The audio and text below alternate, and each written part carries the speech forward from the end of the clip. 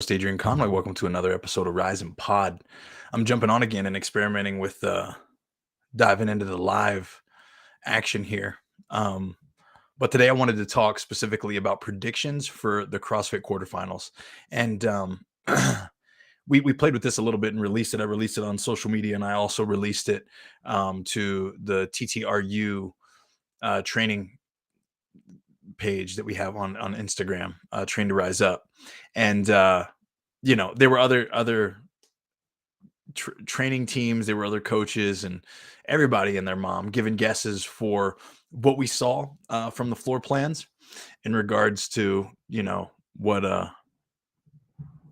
got released a couple days ago and what people actually thought were going to be on there. So I'm just chatting through a little bit of my predictions and kind of the rhyme and reason behind some of the choices that I made in regards to them. So I'll do my best to even pull it up here as we go, and then we'll do the thing. But the interesting thing about making these predictions is that, to me, we truly have absolutely no idea, right? And I think that that's important to navigate, because we just literally have no ability to understand where the test starts and where it ends. Meaning that we like we have no, this isn't going to be directly correlated or attached to the open, right? So here's an example of test one for me. Right now, test one, so that if you guys are listening to this episode, it's going to be a simple thing. It's like the floor layout is we got rings, we got wall space, we have the new handstand push-up measure of the 30-inch in width tape line, 10 inches from the wall. And for me personally, I account for, of course, the 25 feet that they've also got us measured off, and we got a barbell. So to me, it looks like it's going to be some type of chipper. Now, it could be a chipper like we experienced in the open, or it could be formally a chipper that feels almost like two couplets or two triplets pieced together with a different series of movements, going from like one more difficult to one more easy, or the exact opposite, one more easy to one more difficult with a little rest in between, or straight into it. Who knows, right? Like, literally, we don't have any idea. So what I'm sharing with you guys, honestly, there's no skill set involved. There's no expertise involved. I mean, there's going to be people that have guesses that are probably dang close to what comes out, right? And there's going to be people that guess that they're going to be way off. What I want to encourage everyone to understand, that is no precedent or no preface to like their expertise in this space, because we just don't know, and we haven't had Boz verbally say, what I'm looking for, team, is a smooth correlation or a story to unfold from the open to quarters to semis to the games.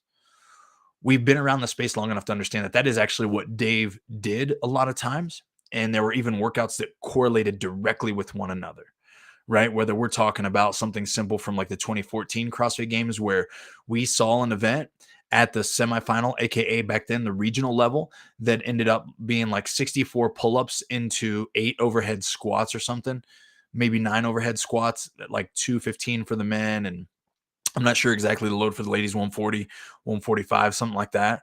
But it was for time, just like that, right? The pull-ups, sprint across the floor, get the overhead squats, cross the finish line, done. And it was a final. Then we go to the CrossFit Games and we see something very similar. It was 3 high and fat rope climbs into I don't even remember exactly how many overhead squats, maybe 6, maybe 5, at like 245 for the men and like 160 for the ladies. So my point is that we understood those themes from a perception of the way Dave would design things, right?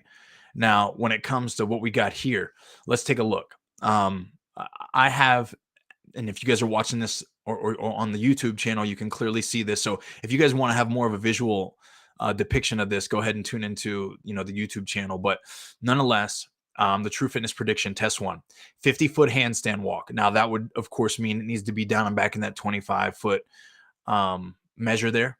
50 handstand push-ups with the new standard, hands on the tape. Kipping would be allowed. 10 shuttle runs, down and back is 1.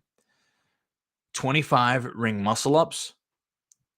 50 sumo deadlift high pulls. Now, this would be again something new in the online format. We hadn't seen this tested, we hadn't seen it applied. This would be the new movement that I'm suggesting would be a part of this testing series. And then you finish with a 50-foot handstand walk. So, again, in summation, test one 50-foot handstand walk, 50-foot handstand push-ups, 10 shuttle runs, 25 ring muscle ups, 50 sumo deadlift high pull, and then 50-foot handstand walk to finish. Now, you'll notice some thematics here. Of course, it's a chipper style workout. Some of the movements are revisited specifically. Well, just the handstand push-up is revisited throughout. Or I'm sorry, the handstand walking. But this is a very shoulder redundant test.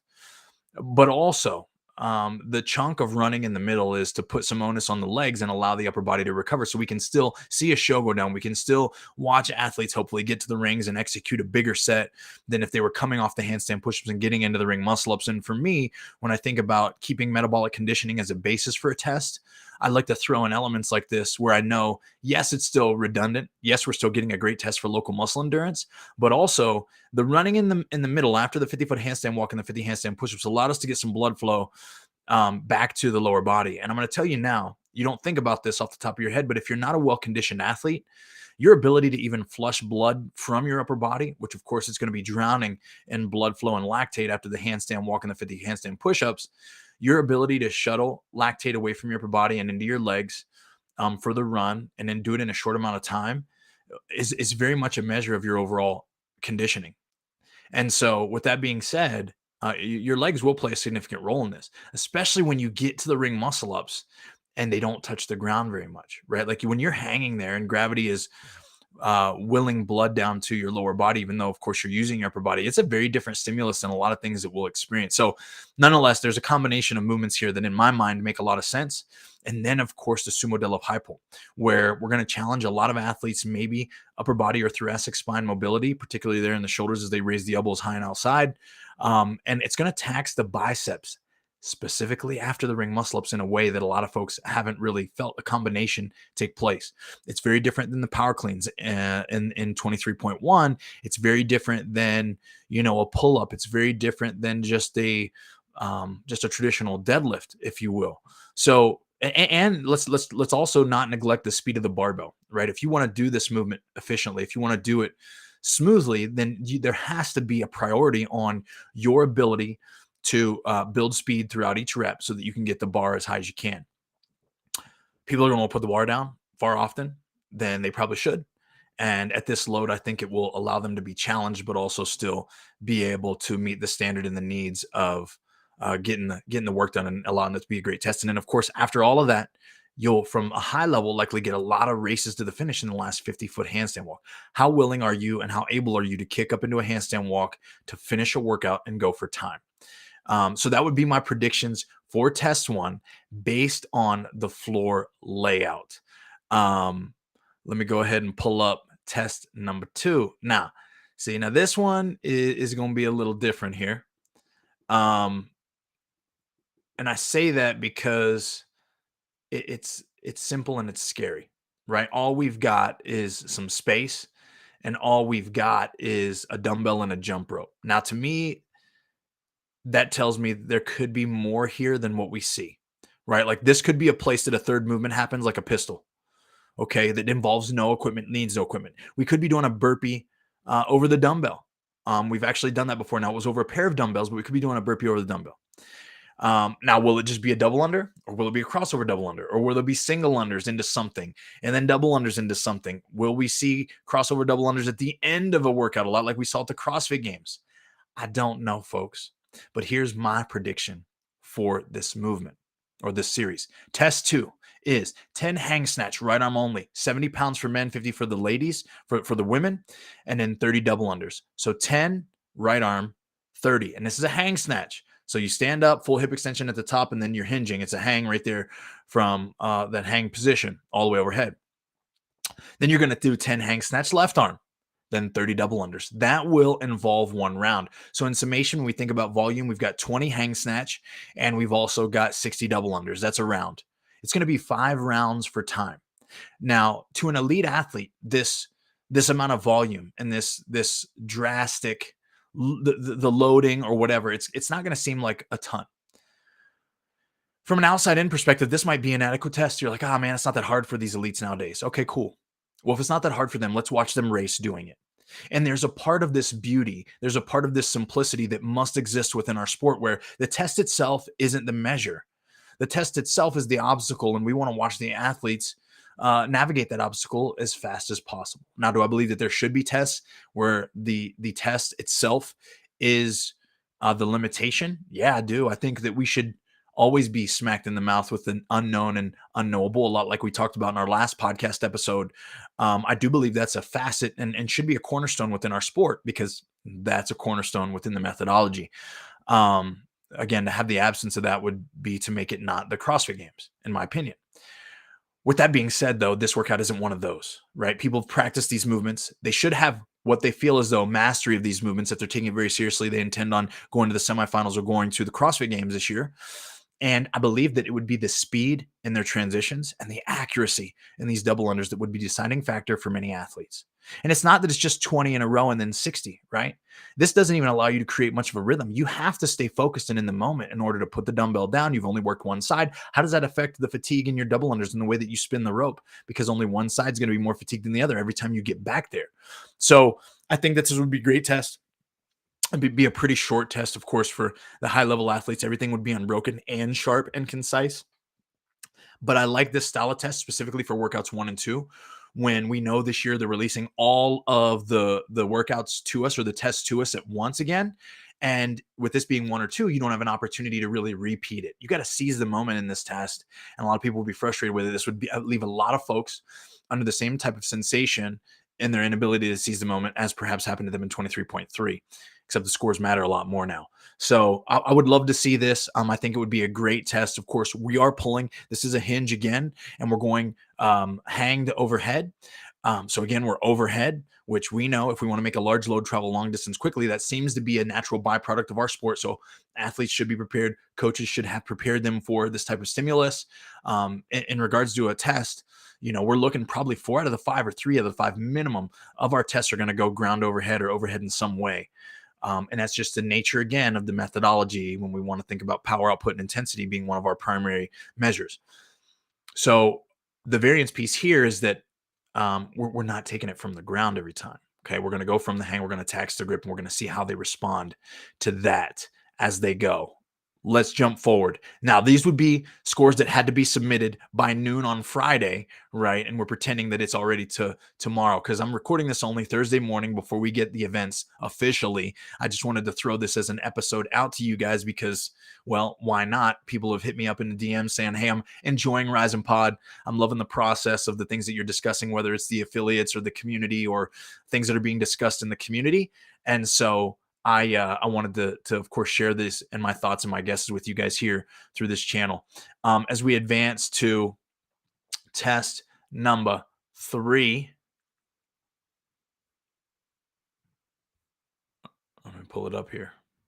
You got to excuse me, guys, for my delays and my pauses. I am not a podcast producer. I am not an elite live goer. These are some of the first things that I've had an opportunity to do. So I literally am just figuring out how to pull these things up as I do this. So check this out, test 3. Now this would need to go down probably Friday morning for a lot of folks. It's going to have to be submitted Friday morning or Friday midday. These would need to be submitted test 3 and 4 by Saturday midday. Now, historically, we've gotten this set up before. We got a barbell. We got some tape lines for distances. We got a plyo box. Okay. Well, I had a couple assumptions here. One was that it could perhaps be a deadlift box jump workout, one that we've repeated twice at the regional level. It was 21-15-9, 315 pounds for the men, 225 pounds for the ladies. And it was a box jump to 30 inches for the men and 24 for the ladies. 4 times, 21-15-9, right? Simple, elegant, posterior destruction. We watch a lot of people eat it on the box. But for me, I think from a standard perspective, we already know CrossFit found themselves in a bit of a pinch with the judging and the feedback that they got about the thruster. When we think about standards and standardizing movements, I don't think a box jump is one of the best ways just in its purity. Even if you have to reach full extension of the hip at the top of the box, it's very difficult to judge. We're splitting hairs, and seconds matter at this level of competition. So my suggestion would be that it's either a burpee box jump over, a box jump over, or something in that nature. A box jump up and a step down even might even be easier to judge. But to me, it's like I think the combination needs to be different. But because I think that we've already repeated this workout twice at a similar level of competition. I wanted to stick with kind of what we've known in the past, something similar to a snatch and a burpee box jump over, but a different movement. So now we're into the clean and jerk. My assumption for test 3, folks, is 9-6-3 clean and jerk at 245 pounds for the men, 165 pounds for the ladies, and a burpee box jump over at 30 inches for the men and 24 for the ladies. Now, this is a necessary evil. These short, fast, and all out sprint style workouts are going to be mandatory in testing for the fittest. One thing that is absent in these floor plans, at least to me by the naked eye, is that there will be a 1 rep max. With the absence of that 1 rep max, which is okay because we tested something like that in the open with the thruster. Unless Boz really throws a wrench and like this test here is about the barbell and the plyo box, he had one everybody to set out just so they could sit on it and rest, which would be quite funny if you ask me, but not inappropriate. But for me, I think that we're going to need to see athletes cycle loads like this under duress and under urgency in order to kind of prove that they belong pound for pound and from a strength and power output perspective at the next level. So this is one of those necessary evils. 9-6-3. This is an all-out go workout. Will we see athletes touch and go the barbell? I think we would see a few that would open up with some touch and go reps, perhaps. Just because they can doesn't mean they should, though, right? And 9-6-3 really does start to add up quickly, even though it is only a total of 18 reps. But this would be a burn it down, sprint it out. How fast can you get from the burpee box jump overs to the barbell, and how well can you cycle it with accuracy? So in test 3, in my opinion, we'd be burning it down, especially with the way that I designed some of these other workouts. Now, there's a chance that even with 2 movements only, or perhaps 3, right? There's room there. You could be doing pistols in between the barbell and the box. But the way that I have this structured, this is what made the most sense. Okay. Now, when it comes to what could literally happen, I believe that we could see a lot of different things. This could be a longer workout, honestly. This could be something that challenges, the community in a variety of different ways, and not just short and fast with this floor setup. So it could be anything, but that's my test. Test 3, short and fast. The big dog's coming out. Let's drop that one.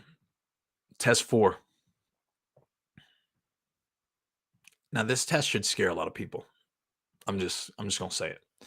The floor layout, in case you guys don't see it, it is a rower with a GHD.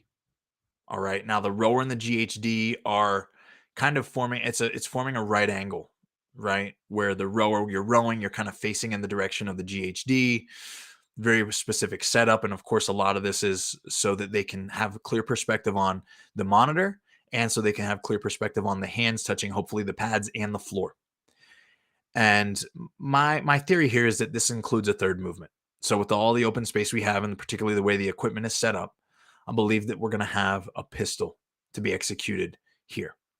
So my assumption for test 4 is that it is an ascending ladder of not 50-40-30-20-10 or 10-20-30-40-50, but something different, something that we haven't really played with in the past, but still allows the thematics and the flow, right? When we talk about programming, folks, we talk about there being a science, but in our sport specifically and in our methodology, there's a tremendous amount of art that takes place within the programming, right? We want workouts to be memorable. We want them to have a flow, but we also want them to make sense in regards to power output, or in this case, testing. So for us today, I've got 20, 40, 60. Alternating pistols, GHD sit-ups, and then calories on the rower. There's a specific intentionality behind the order of operations here. What I want to see in my test, I want to see athletes be able to execute smooth and accurate pistols. They're going to do 10 each leg. They're going to get over to the GHD, and after they've already either held their foot up or held their foot up with their hand, their hip flexor contributed in holding those lower abdomens taxed. This is why we often see this combination here at this level of the pistols with the GHD sit-up, is because of the way the musculature is demanded to function. It makes it hard, which is good. So 20 of those, then we get on the road, 20 of those. All right, we've broken the seal. Athletes are now understanding the transitions matter, speed and urgency matters. Even though it's only 20, 20, 20, you can't actually lollygag through the first block. Otherwise, it's going to set you up for failure. And if you're too far behind in this workout, you're not catching up. Then we got 40, 40, 40. The burn starts to settle in a little bit more. We've now accomplished 60 of each movement. And now the big block, the block that means the most. How well did you set yourself up for success in order to finish fast on the final here, which is going to be the 60 calories, or I'm sorry, the 60 pistols, then the 60 GHD sit up. Is there going to be any pausing? Are you going to wait? Because my thing is, if workouts come out like this for my athletes, and I have these conversations with them in training, it's like, hey, listen, if you're pausing and waiting on a GHD, it's only because of discomfort and your inability to continue to stay mentally focused. Because what's not going to happen is you're not going to go down and touch the ground and not be able to sit up. I have yet, in my experience as a personal athlete or as a personal coach or as a group class training coach or anything, seen someone fail a GHD sit up similar to a burpee.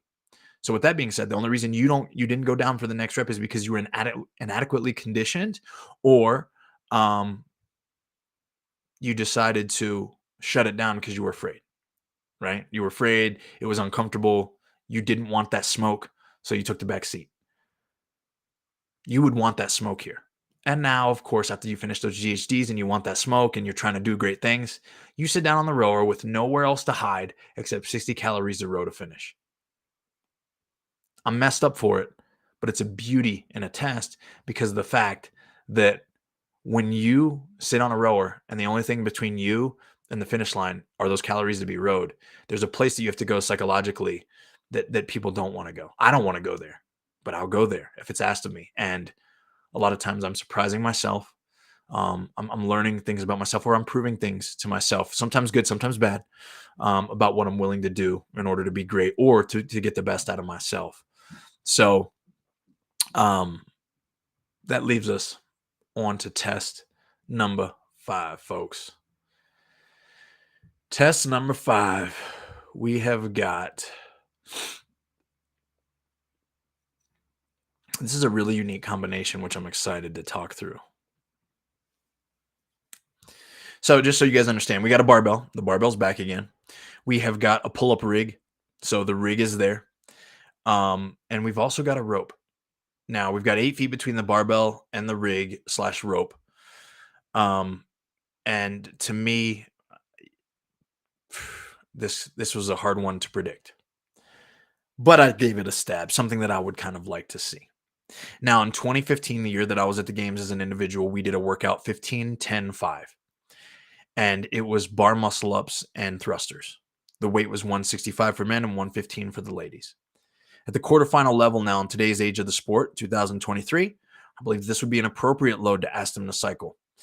I don't know that the quarterfinal level athletes from a wide array, right? Like if you want people to continue to sign up for this quarterfinals, even though they know they're not going to semifinals, because there's a lot of folks that are going to participate in this. At least I'm sure that's CrossFit's goal. That you have to keep the test fun, but you also have to keep it practical for those that know they're not going to be top 150 in their country or whatever. So with that said, my test 5 is 18 thrusters at 165 for the men, 115 for the ladies. 18 bar muscle ups. 12 thrusters, same load. 6 rope climbs, 15 feet. You can use your legs. 6 thrusters, 2 legless rope climbs, 15 feet, 4 time. Again, this would be short, this would be fast, and this would be decided a lot of times in that middle round of rope climbs. How fast do you ascend and descend the 6? How willing are you to get up and clamp? How much has your grip been affected from the 18 bar muscle ups? Did you go unbroken? Did you have to break those up? Do you have to break the thrusters at any point? If you do, it's going to put you behind the athletes with higher capacity. But it's the right amount of weight and the right amount of reps to make athletes question if they should or if they should not. It's going to be a total of 36 thrusters, and we're going to essentially bang out, 8 total rope climbs, 2 of them legless.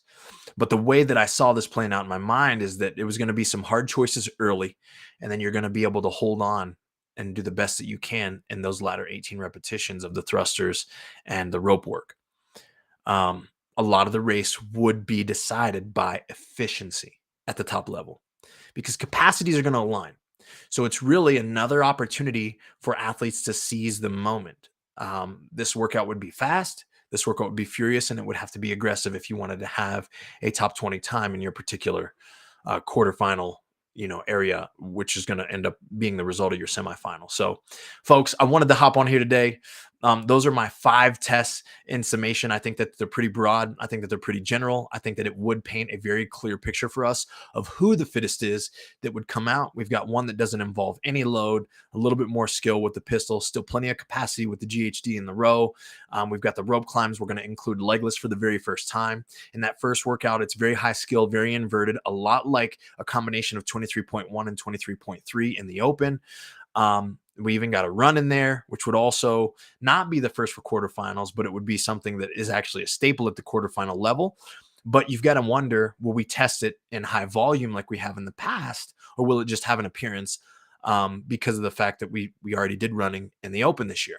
Who knows? Again, this will also be a lesson that we learn about Adrian and the style or the flow of the programming structure that he's going to put out to the community. So, nonetheless, we also got the sumo deadlift high pulls there as well that will be telling on how how likely are they to appear. Listen, I'm an OG, so some of y'all are probably going to be annoyed by a lot of my you know predictions because I think they're very old school and they're simple. There's a lot of folks that like sexy and want it to be this timed interval of do this and rest this and work this, and it's like I just want to see how fit you are. And I know that the athletes are going to be the ones that put on a show, and I trust them to do that. And I think it's a lot like similarly to how Boz programmed the CrossFit Games this year. You look at a lot of those workouts, you're just like, kind of cool, but nothing fancy. And then the athletes certainly put on a show for us and put us in our place. So I'm super excited. I know you guys are excited. I'm going to get this launched on my podcast as soon as possible. Maybe you guys can take a listen before we get the workouts. And then, of course, I'm going to give my feedback. I'm going to be busy the next 3 days with my athletes, serving my athletes, generating game plans for them, judging them, and getting them through this process of hopefully really putting the onus on our most important time to compete each year, which is here quarterfinals for most of them. And then I'll check in with you guys probably sometime throughout the weekend or early next week to discuss the tests and what I thought about them and how they played out for a lot of our true camp. And even, of course, what I learned personally, either both as an analyst or as a coach or as an athlete myself. But hey, folks, enjoy this. If you guys didn't qualify for quarterfinals and you want to qualify for quarterfinals in the future, reach out to your boy. I'm going to be making it more publicly known that I'm opening up. I'm going to open 10 personal one-to-one client opportunities for people. And I'm looking for people that specifically have the desire to compete in the sport of CrossFit for these 10 slots. I'd love to hop on a call and get to know you, hear about what your goals are and what your desires are for the outcomes of the future for yourself and the seasons to come, where your limitations were and all that good stuff. But I will be making that announcement more public on social media, and I'll keep those slots open probably for about 2 to 3 weeks until I fill the vacancies of getting plenty of interviews scheduled and getting some things in the works. So nonetheless, if you didn't qualify for quarters and you're looking for, reach out for me, hit me with a DM at Adrian Conway _. On Instagram is a great place to contact me. You can also email me, Adrian at ttrufitness.com, Adrian at truefitness.com. And then I want to say, do the quarterfinal workouts. Even if you didn't qualify or you're not signed up officially, like jump in and do them. Let's see what they are. I think they'll be fun. And it's a great way for you to learn about yourself. And then even figuring out, at this point, I had to scale the weights on 2 workouts and I need to get stronger. And I'm going to be doing these workouts in the future. And I'm going to be doing that one day. So nonetheless, have a great day, folks. I'm excited to see what these workouts or these tests are as they get released here with just in a few hours. And I'll touch base with you guys throughout the course of the weekend or early next week on digesting and breaking down what our thoughts are on the 2023 quarterfinals. The season's officially rolling, folks. Here we go. Keep rising.